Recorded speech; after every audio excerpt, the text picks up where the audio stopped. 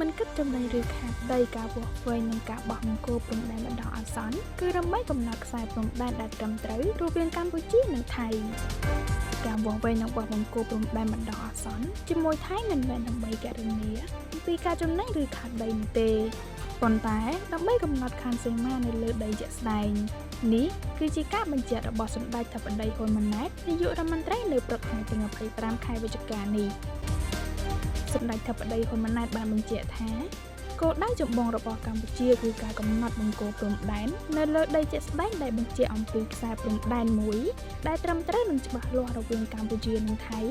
ដោយផ្អែកលើមូលដ្ឋាននៃឯកសារគតិយុត្តដែលបន្សល់ទុកពីសម័យអាណាព្យាបាលបារាំងនិងច្បាប់អន្តរជាតិ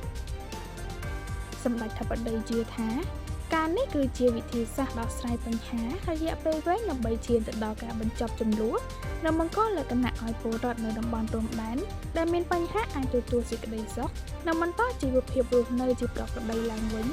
ព្រមទាំងធានាការការពារអធិបតេយ្យនិងបូរណភាពទឹកដីកម្ពុជា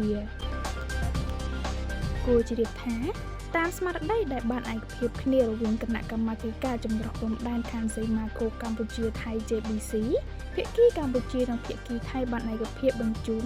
ក្រុមវាស់វែងចម្រុះចុះអនុវត្តការងារវាស់វែងនិងបោះបង្គោលព្រំដែនបណ្ដោះអាសន្ននៅកំណត់ខ្សែព្រំដែនចម្លោះបង្គោលព្រំដែនលេខ42ដល់47នៅខេត្តបន្ទាយមានជ័យនិងលេខ52ដល់59នៅខេត្តបាត់ដំបងកិច្ចការងារនេះត្រូវបានគេយកមកជជែកពេកញែកតែបណ្ដាញសង្គមដោយចោទសួរនិងបង្ហាញកង្វល់ថាកម្ពុជាអាចខាត់ប្រយោជន៍ឬបាត់បង់ដីជាដើម។